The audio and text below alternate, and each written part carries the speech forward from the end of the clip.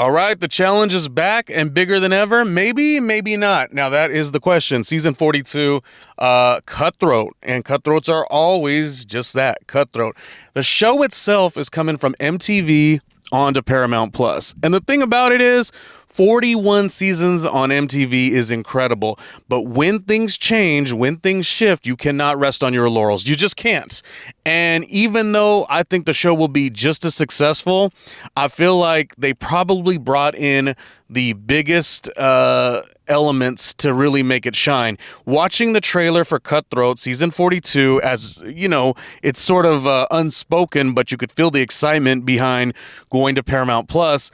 It felt extra. It felt bigger. Now, I don't know if that was just a wonderful trailer or will the season hold up to that. And the thing about it is, yes, like the producers, the Paramount Plus team, and, you know, the talent that gets casted, they all have to bring their A game because it can't necessarily just be like, well, it worked over here, it's going to work over there. A lot of times, things like that are probably... There's big hope for that, but it's never a guarantee. And I do think the way this particular excitement around Cutthroat season 42, it feels like there's some changes in a good way, really on the space of competitiveness for sure. I mean, I think TJ Lavin in the trailer is talking about there's a head-to-head, something we've never seen before on the challenge, so they're taking it there for sure. You've got challenges that visually look cinematic, which you can never really up the ante. Is that the terminology? Up the ante? Yes, up the ante. It's hard to do that over and over and over when the show itself has done so good over the years. But visually, they did it again. They're in Thailand. They have these challenges that cinematically look, I mean, beautiful, but also tenacious as all can be. One thing I noticed about the challenge, too, was I believe, and I always believe this matters in a show, maybe it's a little different with a docuseries style show. You know, I watch a lot of The Real Housewives and stuff of that nature. But certainly it's always important in a competitive show. I guess you would call that a reality competition is different than docuseries style. But I always believe on both fronts, casting is so important. And it also spills out the direction and the angle of the show, like where they're trying to go. Now, the show itself over the years, you know, it started off with the challenges were very, very basic. And, you know, 5, 10, 15 years, 20 years later, like it's just so, it's like a Fear Factor, you know, times 10. And while that's all good, it seems like the challenge over the years has lost a little bit of the, you know, getting the cast members that are of a certain age. A lot of them are still single or newly divorced, whatever, and they are partying like you would not believe. And a lot of that has fell by the wayside for several reasons. It creeps back up every now and again, but I felt like on this trailer, you did see little levels of that. You know, a show like Love Island is so big. It's so successful. So to not have little love triangles, people getting mad, I think in the trailer, Nerys was necessarily not very happy with some kind of keep your name out of my mouth kind of a situation, I think she said. Which, by the way, she's not with Horacio anymore. That will be interesting. He's not casted. He would have been interesting on this show too. Nonetheless, I felt like it did sort of what it needed to do. Just on first reaction, obviously this will all come to play in August on Paramount Plus, but it just seemed like they kind of checked a lot of the boxes, and it didn't feel like the same thing. It didn't feel like, you know, sometimes when you watch a 3-minute trailer, it's 3 minutes of showcasing the most tenacious. This is the biggest. This is the best, you know, challenge sake. Or other seasons and other directions, or maybe even other shows, it's more the wild. Ooh, the cast members are going to be partying and drama. Like, it is just that's all the show is. And sometimes it's the casting, you know, it's like, you've seen everyone before. There's no big shock. There's nothing new. Even within the structure of Cutthroat and how they're going to do the votes, this is going to be 3 teams. The winner of the winning team, I believe, has more power than they've ever had. So I'm just saying that everything feels, I guess the key word would be variety. It feels like that trailer, and I'm only speaking from, I worked in a little bit, well, I worked in radio forever. I guess I should introduce myself. RandomlyRonnieJr.com, please go support that, and patreon.com/randomlyRonnieJr if you want to make it rain on my Patreon. I have been talking in the world of radio, but also in television a little bit too, as far as production as well. And when you put a segment together, and this is not a segment, this is a trailer, to have it cover so many different things in a 3-minute span or 2-minute span is very intentional. And that's how I took it. I was like, oh, they're giving their audience a lot. They're not giving their audience one thing. And so I thought the trailer was very good. The anticipation is very good.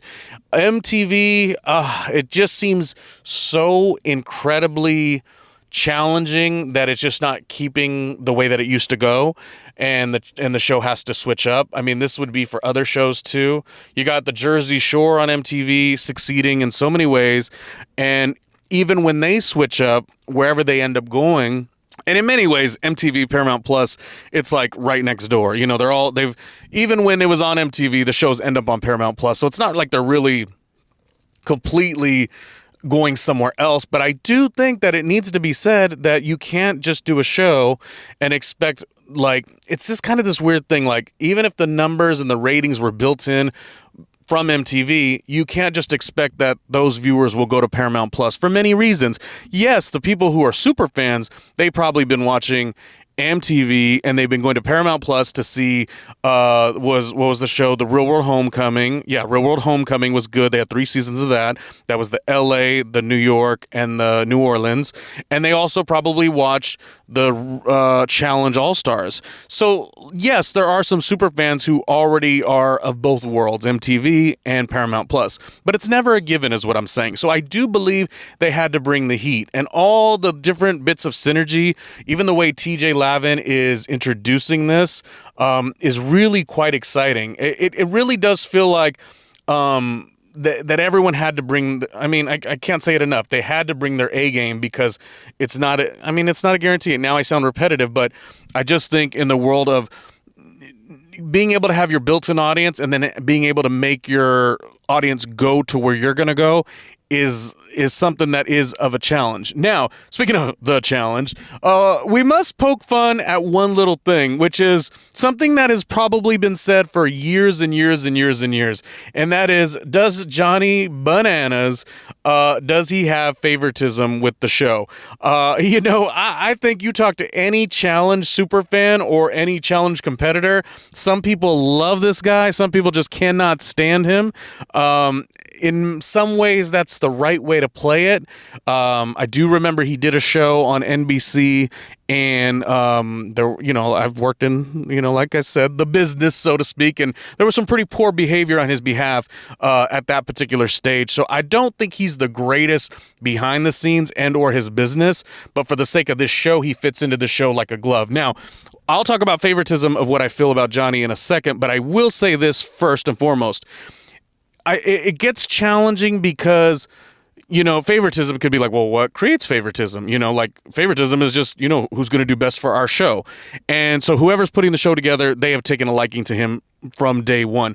If you go back, and this has never really happened on any other, I would say entry into a show other than him, which is when he came from Key West, meaning every back in those days when they only casted from the Real World and Road Rules franchises, now it's like all these other shows too.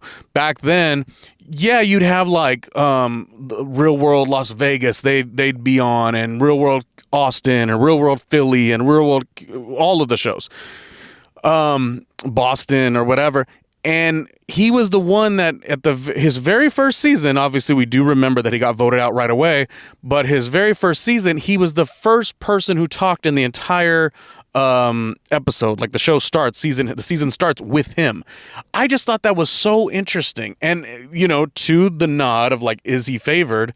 I was like, that is such a weird thing. So I went back and looked and watched other challenges where I was like, okay, well, maybe it's just a protocol. Like if you did Real World Austin, which was before Key West, right? Yeah, because it was Philly, Key West, no, it was Philly, then Austin, then Key West, I think. But anyways, I went back and kind of looked. This is the beauty of Paramount Plus, is you could watch the old shows. And I'm saying no one had ever led the show as sort of a no-namer to the challenge. Yes, you were huge. Each of the respective cast members were big on their real-world seasons, but none of them just, like, led the show. It was always, like, a CT would be the first person you would hear, or Veronica, yes, Coral, maybe even Beth would be the very first person that would be, they get off the flight to wherever they were filming the show, and they'd be like, hi, I'm such and such, and, this is my third challenge. But Johnny, his very first season, he was the lead already. Very interesting. Now, he didn't do well. Well, he did not do well, but he was new. He didn't have a lot of colleagues or allies, I guess, to keep him on. And Tyler, I believe, is the reason that he went home that season. But I just think it's interesting if the quote is he favored? I mean, that was interesting. That was an interesting choice. And that sort of tells you that, for whatever reason, the network or the production, they're sort of like, maybe they were probably a little bit bummed. The thing about this kind of show is you can go home early, even if you're somebody that the network really sees a future with, and he did. But that first season, he was the very first. Take it for what it is. I just thought that was interesting. And it reminds me of, I am a reality TV expert. Yes.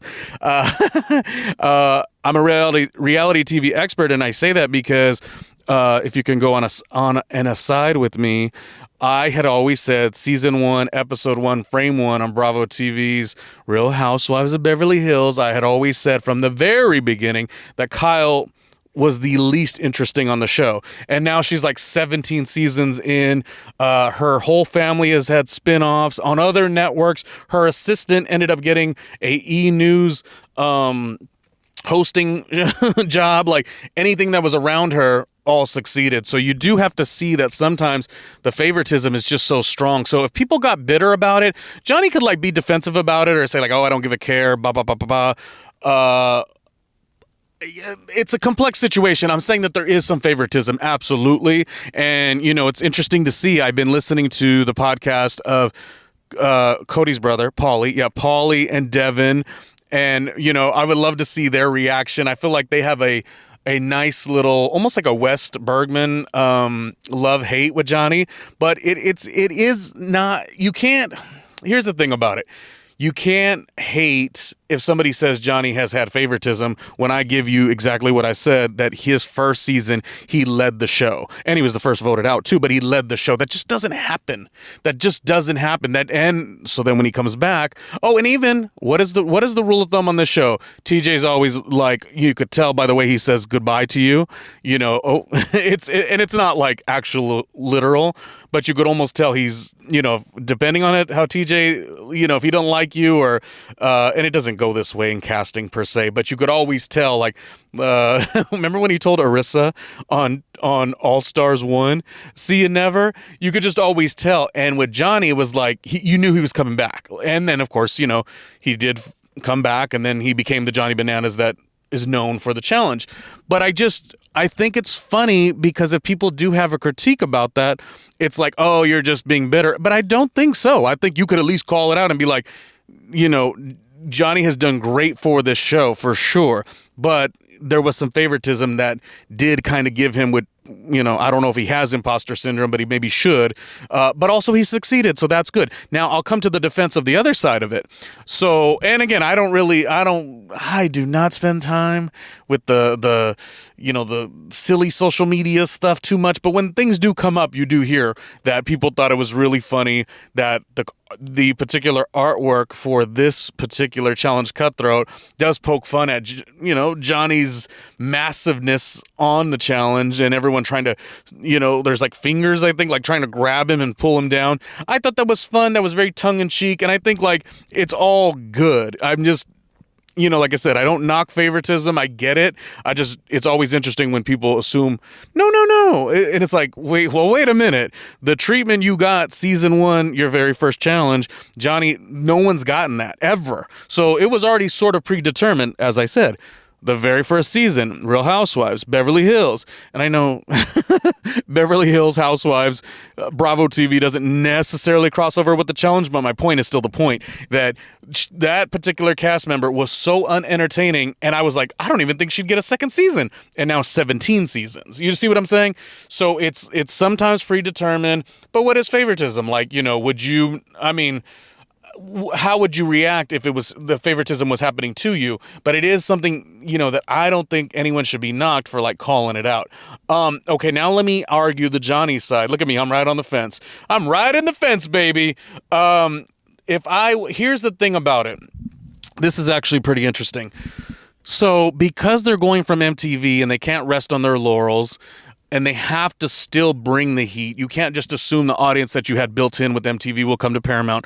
If Johnny is the most polarizing and captivating name, by way of you building him to be such, you have to use him, and you have to use him big. And I think that's kind of, what happened with the artwork. Now, the thing about the artwork doesn't mean anything, right? I mean, we've seen the artwork where they had people in the background and they've had people with their close-ups, and it never really indicates who did good on the season. That's kind of always been a thing, right? So I think it was more about drawing attention, but it was still funny. Like, attention economy is interesting because it's always about what could be the dumbest thing to have folks talking or whatever. But I thought, like, this was actually creative and tongue-in-cheek. I actually thought really highly of it.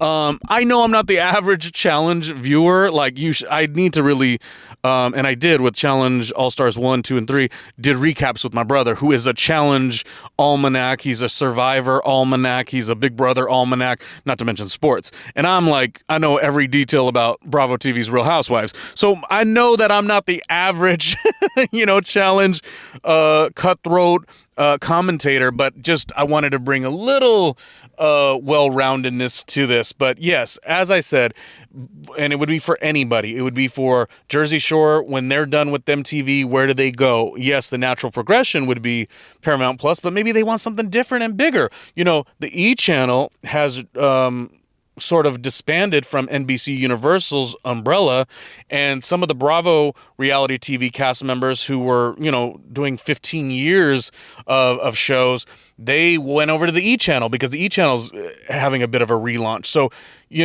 if MTV's The Challenge, Boona Murray Productions, they went over to Paramount Plus, it may not have just been a easy thing. It may have been like, taking a little negotiating for it to work. And whereas Jersey Shore, they might just be done completely, or they may go to Paramount Plus, which seems natural, but it might not be. They may end up at the E! Channel or a new network or a streaming platform or a vertical series. Like, you really don't know. It's a little bit kind of a hodgepodge of stuff going on. And I know I'm talking more about the show than the show. I think when people want to talk about the challenge, that's why if I do a recap and, in the comments, yes, do a recap, don't. I do it best with my brother because he loves this stuff in a very, like, strategy way. I'm more like, I'm always looking for, like, the branding and the success stories and, who took the opportunity. And, like, back in the day, there was, like, a lot of cast members who were, like, on The Real World, and some of them got acting roles and big, roles in music industry or whatever, and just opportunity. I look at it like that because I worked in radio all these years, so that's the lens I see a lot of these things. But I think it'll be exciting. One podcast that I've been following a lot, I think everyone should, is Cody's brother, Paulie, and Devin, which, I think they're I feel like they have a love-hate with Johnny Bananas too, right? It seems like, but I think they should do commentary, and I think they will, because they've been doing commentary on, like, Survivor 50, which, by the way, I never watched Survivor, but I watched Survivor 50. Incredible. Oh my, so incredible. I can't wait to watch 51 or even be on 53 or 4. It's like Survivor's a very interesting show. I had no real idea. I had always watched The Challenge, but I never watched Survivor.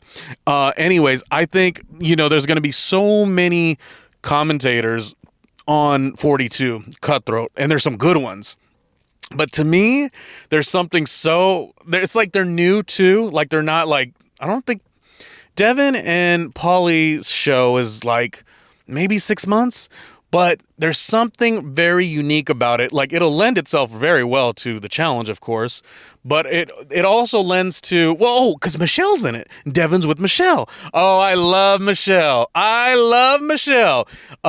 She's great on the challenge. So in fact, when thinking about watching Survivor, I had noticed that one of the reasons I enjoyed Survivor, or started to enjoy Survivor, is I liked a lot of the Survivor cast members that went to the challenge. Like, I was like, I like Dee.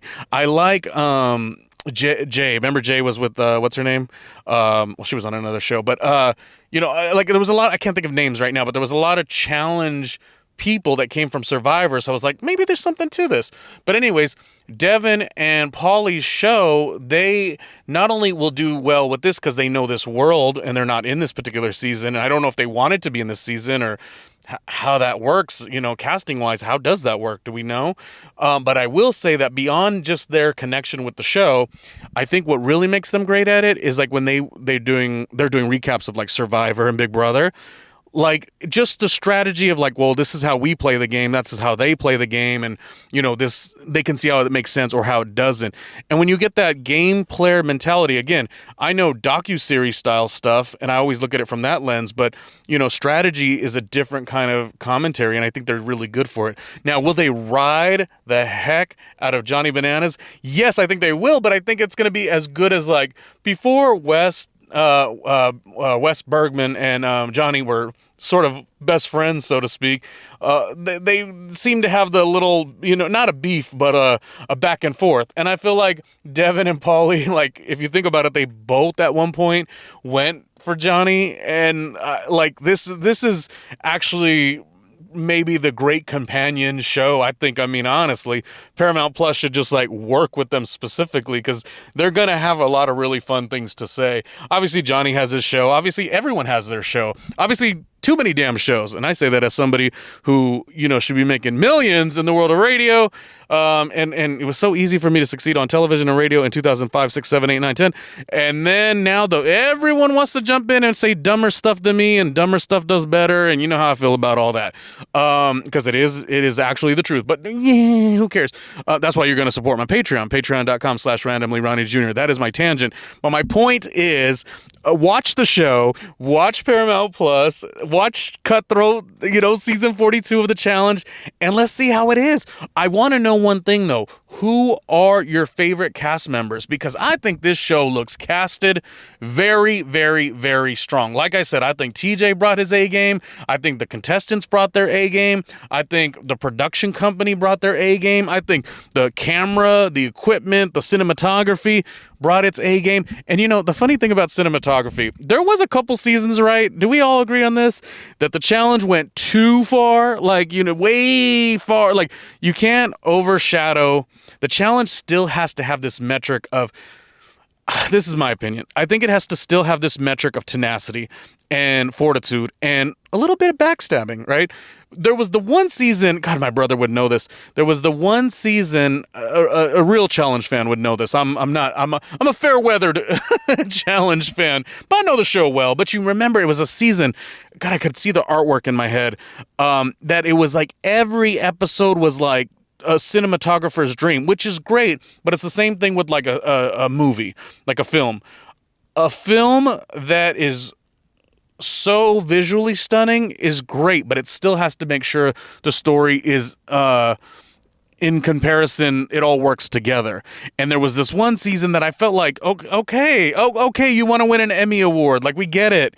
But the show didn't really match up. And you could also see that too in budgets, because sometimes when so much is put into one thing, other things could fall by the wayside. And I think the way the shows need to work well is it needs to be everything. It needs to be the cast. It needs to be where they're, I even think, this is just me, I even think the location of where they're staying is always important. I think that's always such an incredible element to it. Remember when they had to stay sort of in like a bunker and there was no like positive energy? Now, it made it very tumultuous and like, the adversity, which I get, and I get the angle, but the viewers, that's not something as fun to watch. You really do need to let the cast have some fun, is what I think. Thinking about when Dee first did the challenge and she's over there flirting with Johnny, it's like, see, you got to turn it up and then turn it up competitively, and you got to use your showmance to, stir the wheel a little bit, drive to where you want to go a little bit. And I think that's what makes it fun. Casting sort of the free spirit of, cast members that maybe aren't married yet or don't have a family at home. And I like to see the older cast members too on the Challenge All-Stars. I used to love that show. I wish it was back. But you do have to have the cast members that have I don't want to say not anything to lose, but they're ready to play the game. And that doesn't just mean, inside the gauntlet, so to speak. Did I say the gauntlet? How many seasons ago was that? But it should be good. Who are the favorite cast members? Who is going to win? And what do we think about Johnny Bananas taking shape as the poster child for this big show? Challenge 42 now moving to Paramount Plus. Are you bummed that it's not on MTV? Does it make a damn difference? You're going to watch it and support it anyways? These are the questions. Anyways, my name is Randomly Ronnie Jr. That has been a little bit of commentary. Again, there is 1,500 plus episodes on randomlyronniejr.com or patreon.com/randomlyronniejr if you want to support. And I'll go into depth and do more detailed breakdowns if that is something that is of interest. we shall see. But I had to talk about mostly the network and the strategy side because, I have been around the business for a long period of time. Worked for Married at First Sight, America's Got Talent, Complex Media. I did a podcast producing VH1. I've done enough of the stuff over the years, as well as my own radio career and being on Fuse Television as a host, that the things that I see are very behind the scenes in terms of that producing a show. So the competitive side, I sometimes might miss a couple things, but when I see okay, I see what the goal was here. Boom. And I want to say this particular transition between season 41 to 42, going from MTV to Paramount Plus, I will say this is very positive. No notes. I think they actually got it right.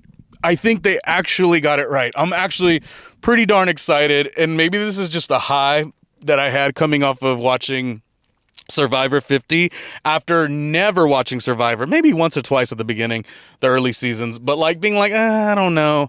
And I'd watch Big Brother a lot, but Big Brother had really slowed down. Now it's picked up, but it had slowed down for so many years. And, Big Brother 6 was my favorite. Meaning that's when it started getting good. That was the Janelle, the Howie, the Kesar season. And then it got good for so many seasons. But these shows go up and down. So it's never a guarantee. Like I said, with these shows, you cannot rest on your laurels. For any of them. Docu-style, like I said, the Bravo TV shows or the reality competition shows. You cannot.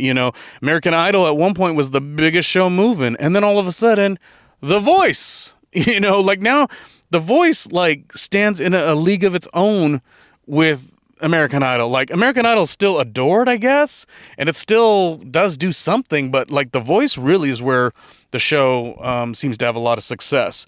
So all of it will be interesting. What is your big anticipation for season 42? Locked In will be it's airing, it's go time coming up this August. So it shall be interesting. The Challenge 42.